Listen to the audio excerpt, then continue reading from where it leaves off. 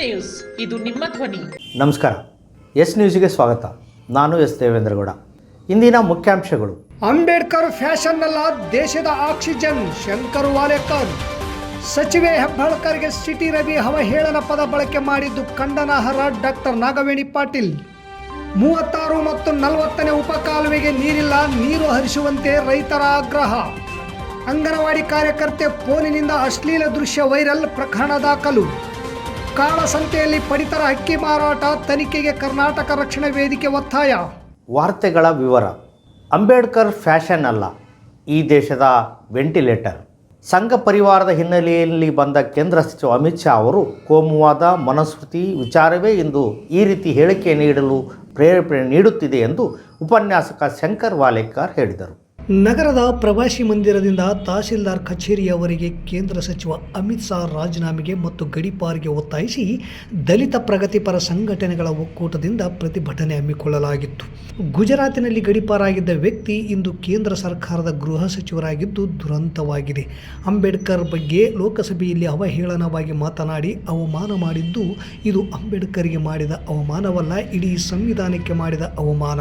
ಕೂಡಲೇ ದೇಶದ ಜನರ ಬಹಿರಂಗ ಕ್ಷಮೆ ಕೇಳಬೇಕು ಎಂದು ನಾಗರಾಜ್ ಪೂಜಾರ್ ಮಾತನಾಡಿದರು. ಪ್ರತಿಭಟನೆ ಉದ್ದೇಶಿಸಿ ನಂತರ ಮಾತನಾಡಿದ H N. Badiger, M. Gangadhar, Mariyappa Sukalpete, R. Amroos, M. Jagadish ಸೇರಿದಂತೆ ಅನೇಕರು ಡಾಕ್ಟರ್ ಬಿ.ಆರ್. ಅಂಬೇಡ್ಕರ್ ಸಂವಿಧಾನ ಬರೆಯದೇ ಇದ್ದರೆ ಅಮಿತ್ ಶಾ ಕೇಂದ್ರ ಸಚಿವರು ಆಗುತ್ತಿರಲಿಲ್ಲ ಹಾಗೂ ನರೇಂದ್ರ ಮೋದಿ ಪ್ರಧಾನಮಂತ್ರಿ ಆಗುತ್ತಿರಲಿಲ್ಲ.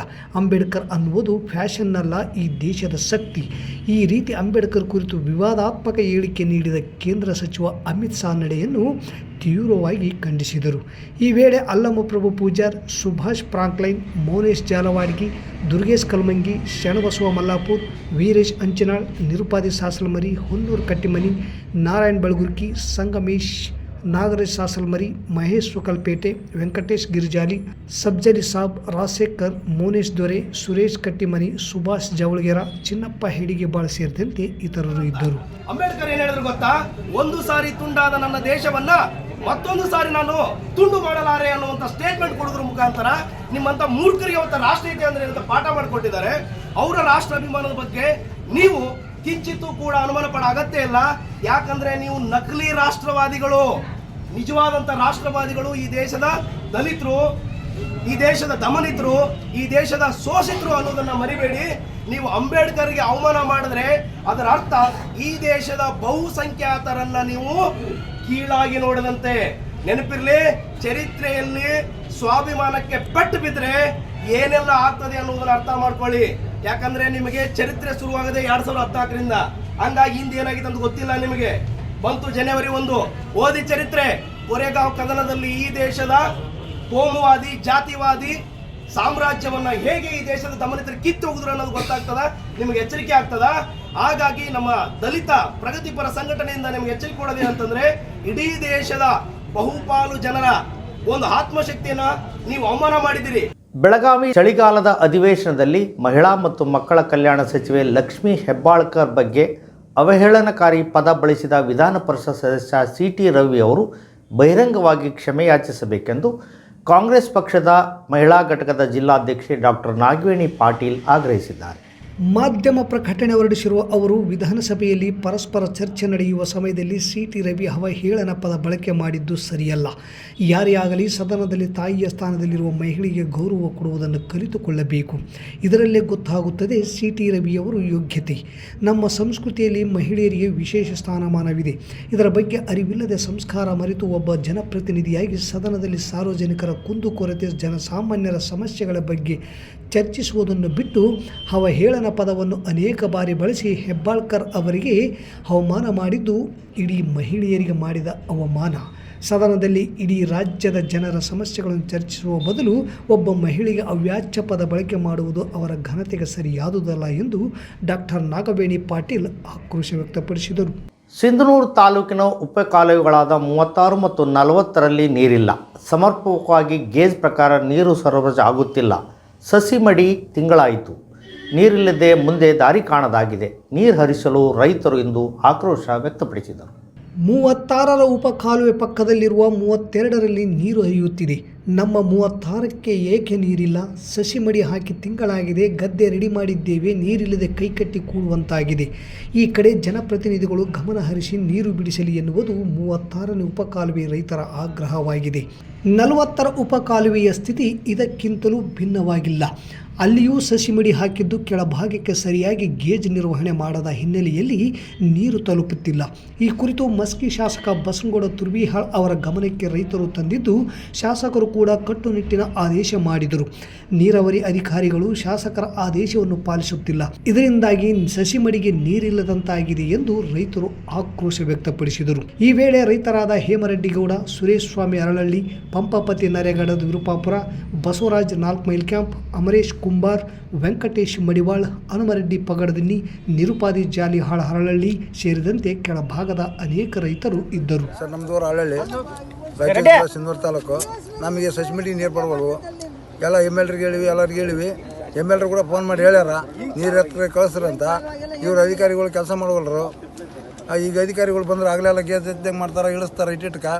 ಒಬ್ರಿಗೆ ಹೆಂಗೆ ಮಾಡ್ರೆ ಕಾಲೇಜ್ ಮ್ಯಾಗ ಹುಡುಕಿರಿ ಸಿಗೋಲ್ರು, ಒಬ್ರಿಗೆ ಹೆಂಗೆ ಮಾಡ್ರಲ್ಲ.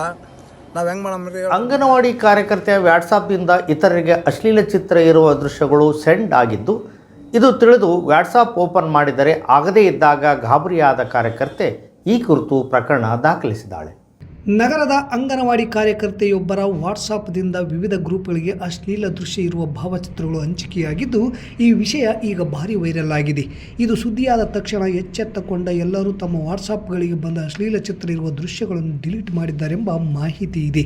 ಅಂಗನವಾಡಿ ಕಾರ್ಯಕರ್ತೆಯ ವಾಟ್ಸಾಪ್ ಬಂದಾಗಿದ್ದು, ಅದು ಹೇಗೆ ನನ್ನ ಫೋನ್ ವಾಟ್ಸಾಪ್ದಿಂದ ಆ ಚಿತ್ರಗಳು ಹೋಗಿವೆ ನನಗೆ ಗೊತ್ತಿಲ್ಲ ಎಂಬುದು ಕಾರ್ಯಕರ್ತೆಯ ಅಳಲಾಗಿದೆ. ನನ್ನ ವಾಟ್ಸಾಪ್ದಿಂದ ನಾನು ಯಾವುದೇ ಮೆಸೇಜ್ ಕಳಿಸಿಲ್ಲ, ಇದರಿಂದ ನನಗೆ ಬಹಳ ನೋವಾಗಿದೆ. ಇದರ ಬಗ್ಗೆ ತನಿಖೆ ನಡೆಸುವಂತೆ ನೊಂದ ಅಂಗನವಾಡಿ ಕಾರ್ಯಕರ್ತೆ ನಗರ ಪೊಲೀಸ್ ಠಾಣೆಗೆ ದೂರು ನೀಡಿದ್ದು, ಪೊಲೀಸರು ಪ್ರಕರಣ ದಾಖಲಿಸಿಕೊಂಡು ಮುಂದಿನ ತನಿಖೆ ನಡೆಸುತ್ತಿದ್ದಾರೆ. ಸಿಂಧನೂರು ಆಹಾರ ಇಲಾಖೆಯಲ್ಲಿ ವಿತರಣೆಯಾಗುವ ಪಡಿತರ ಅಕ್ಕಿಯನ್ನು ಕದ್ದು ಕಳ್ಳಸಂತೆಯಲ್ಲಿ ಮಾರಾಟ ಆಗುತ್ತಿದ್ದು, ಇದರ ಮೌಲ್ಯ ಅಂದಾಜು ಪ್ರತಿ ತಿಂಗಳು 4 ರಿಂದ 5 ಲಕ್ಷ.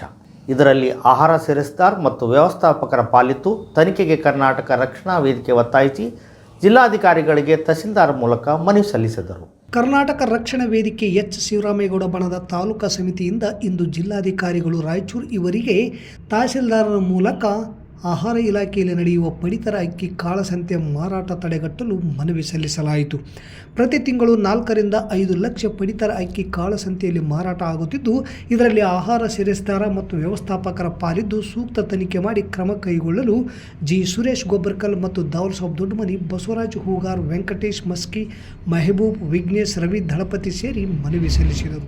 ಚಿತ್ರಸುದ್ದಿಗಳು 87ನೇ ಅಖಿಲ ಭಾರತ ಕನ್ನಡ ಸಾಹಿತ್ಯ ಸಮ್ಮೇಳನದಲ್ಲಿ ನಮ್ಮ ತಾಲೂಕಿನ ಸದಸ್ಯರು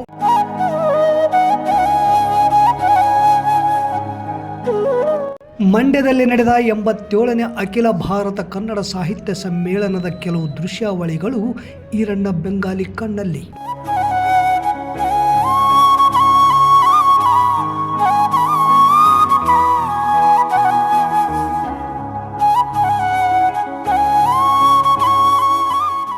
ಮತ್ತೊಮ್ಮೆ ಮುಖ್ಯಾಂಶಗಳು. ಅಂಬೇಡ್ಕರ್ ಫ್ಯಾಷನ್ ಅಲ್ಲ, ದೇಶದ ಆಕ್ಸಿಜನ್, ಶಂಕರ್ ವಾಲೇಕರ್. ಸಚಿವೆ ಹೆಬ್ಬಾಳ್ಕರ್ಗೆ ಸಿಟಿ ರವಿ ಅವಹೇಳನ ಪದ ಬಳಕೆ ಮಾಡಿದ್ದು ಖಂಡನಾರ್ಹ. ಡಾಕ್ಟರ್ ನಾಗವೇಣಿ ಪಾಟೀಲ್. 36 ಮತ್ತು 40ನೇ ಉಪಕಾಲುವೆಗೆ ನೀರಿಲ್ಲ, ನೀರು ಹರಿಸುವಂತೆ ರೈತರ ಆಗ್ರಹ. ಅಂಗನವಾಡಿ ಕಾರ್ಯಕರ್ತೆ ಫೋನಿನಿಂದ ಅಶ್ಲೀಲ ದೃಶ್ಯ ವೈರಲ್, ಪ್ರಕರಣ ದಾಖಲು. ಕಾಳಸಂತೆಯಲ್ಲಿ ಪಡಿತರ ಅಕ್ಕಿ ಮಾರಾಟ, ತನಿಖೆಗೆ ಕರ್ನಾಟಕ ರಕ್ಷಣಾ ವೇದಿಕೆ ಒತ್ತಾಯ. ಇಲ್ಲಿಗೆ ವಾರ್ತಾ ಪ್ರಸಾರ ಮುಕ್ತಾಯವಾಯಿತು. ನಿರಂತರ ಸುದ್ದಿಗಾಗಿ ವೀಕ್ಷಿಸಿ ಎಸ್ ನ್ಯೂಸ್. ಇದು ನಿಮ್ಮ ಧ್ವನಿ. ನಮಸ್ಕಾರ.